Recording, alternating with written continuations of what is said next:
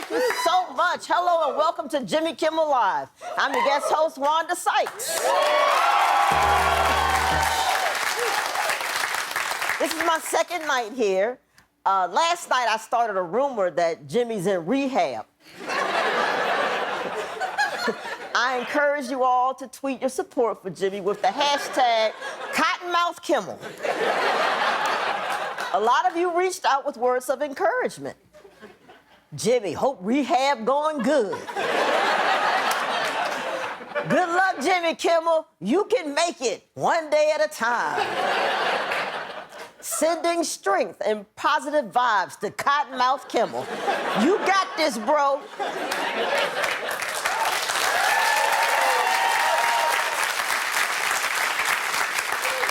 That's a good start. That's a good start, but we can't stop now.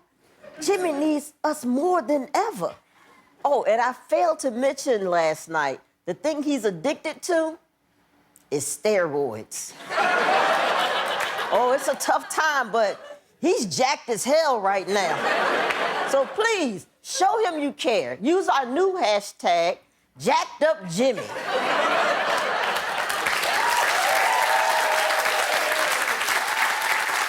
Jimmy, we're sending our best to you on your scrunched up roid nuts.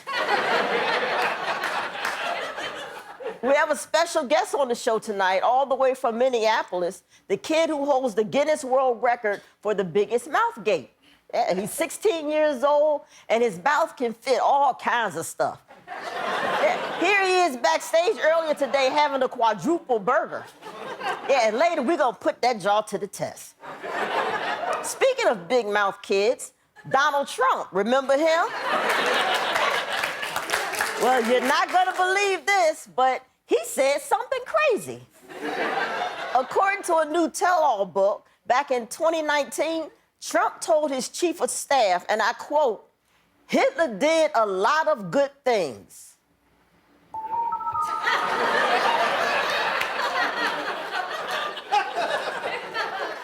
Now, to be fair, we don't know which Hitler Trump was talking about. Could have been Steve Hitler. Guillermo, was there a Steve Hitler? I don't think so. I don't think so either. Come on, Hitler did a lot of good things. Hitler only did one good thing. He killed Hitler.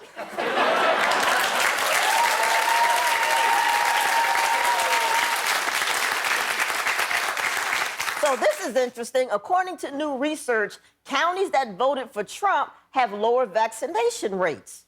80% of Democrats have received at least one shot of a vaccine. Only 45% of Republicans have had one shot. You know, for a party that claims to be pro-life, they're acting very pro-death.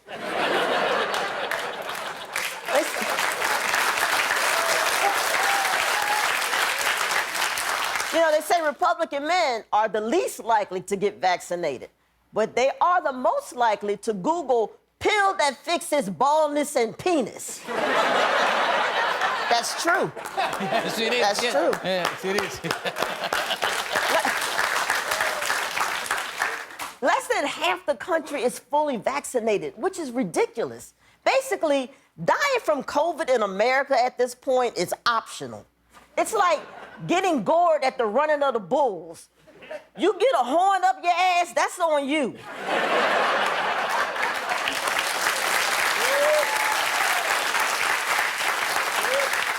But hey, at least we have the vaccine now, right? And it's easy to forget how bad things were a year ago. So let's take a look back in tonight's edition of This Week in COVID History. This week in COVID history, it's July 2020, and America's Punch Bowl has been spiked. We really had a big spike here in Miami-Dade. Southern California, which has also seen a big spike. Texas experiencing a major spike. There's a spike in cases, one of the biggest spikes. That's an amazing spike. No, this is an amazing spike. Look at him go. Good boy, Spike. What were we talking about? Oh, yes, things are bad. It's even tearing through Tulsa town. We do have the highest number of cases, and we've had some significant events in the past few weeks that more than likely contributed to that. What baloney brain would hold a huge event during a pandemic? Make America great again! super spreading the news, the good news. We're doing a great job. We've made a lot of progress. I think we're going to be in very good shape. And if anyone knows good shape, it's President Porkchop.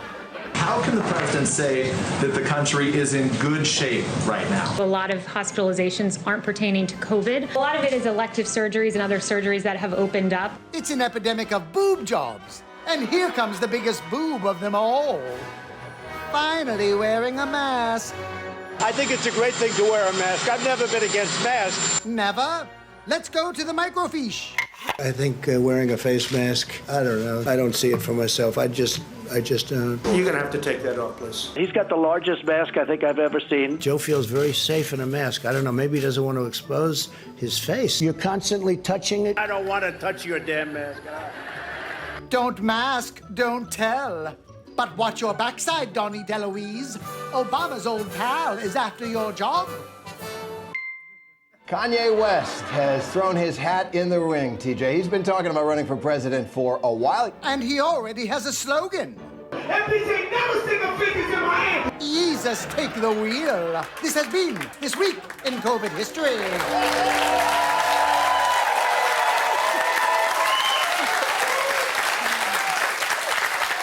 Boy, how far we haven't come. So the Olympics are about 2 weeks away. Yesterday we learned that America's fastest woman, Sha'carri Richardson, will not compete in the Games. Sha'carri was suspended because she tested positive for marijuana, which is considered a performance-enhancing drug by the dopes at the World Anti-Doping Agency. I mean, come on, that makes no sense. Marijuana doesn't enhance your performance at all, unless that performance is taking down a bag of Tostitos.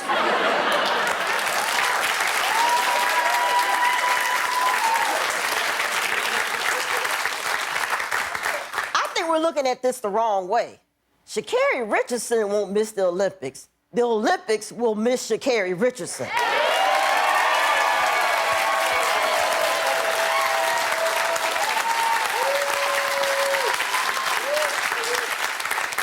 mean, why are they even doing the Olympics? Nobody in Japan wants them. Tokyo declared a COVID state of emergency today.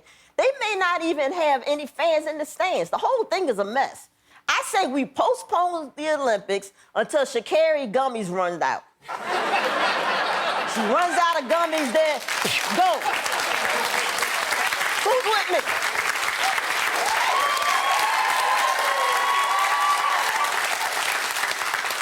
Meanwhile, something's going down in Canada that we need to discuss. You know Ikea, the furniture/meatball makers? Well, Ikea in Canada tried to do something nice to honor Pride Month. They put out a line of sofas that were supposed to be a celebration of the LGBTQ community. I got all the letters right. Did I leave anything out? No, you got LGBTQ. all the letters perfect. Thank you. Great all job. Right. But they made some very questionable choices. And one of the writers here at the show has some very strong feelings about them. Here to weigh in on the Ikea Pride sofas is Louis Virtel. To Virtel it like it is.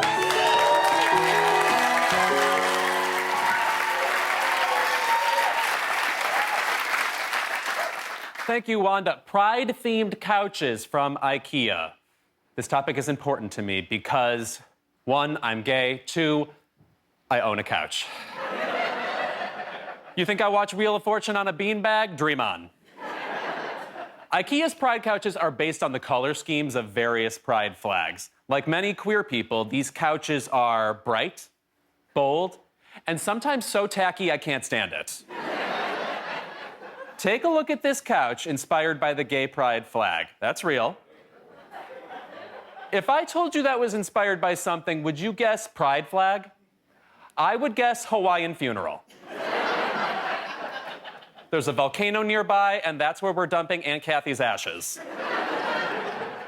Next, a couch inspired by the lesbian Pride flag. Okay, couches are crucial for lesbians because, as you know, many lesbians disappear in their homes for months at a time, hanging out with their wonderful dogs who are always named Luna.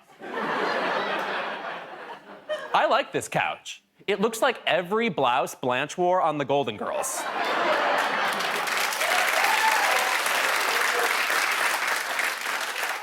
Okay, next, stick with me here. A couch inspired by the asexual pride flag. This sofa looks like a dancer from the Moulin Rouge died inside of it. And that's all that's left of her.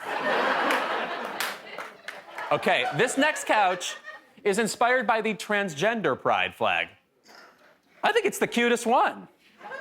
I don't have room in my place right now for a unicorn nursery, but maybe I will in the future.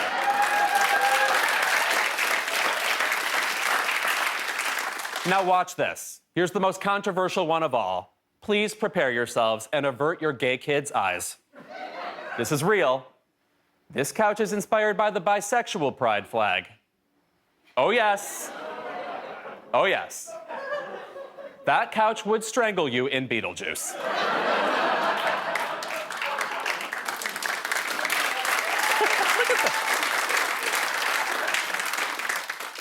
It says, when you change or to and, no one believes you, and it's inexplicably covered in severed arms and hands.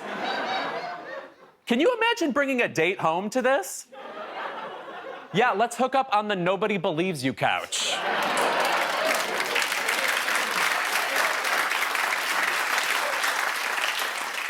In short, it's a friendly no from me. Queer people are constantly standing up for their rights, and Ikea is literally telling us to sit down. I'd like to change Ikea's couches myself, but instead I'll send them a 30-page manual and a tiny little wrench and let them fix it themselves.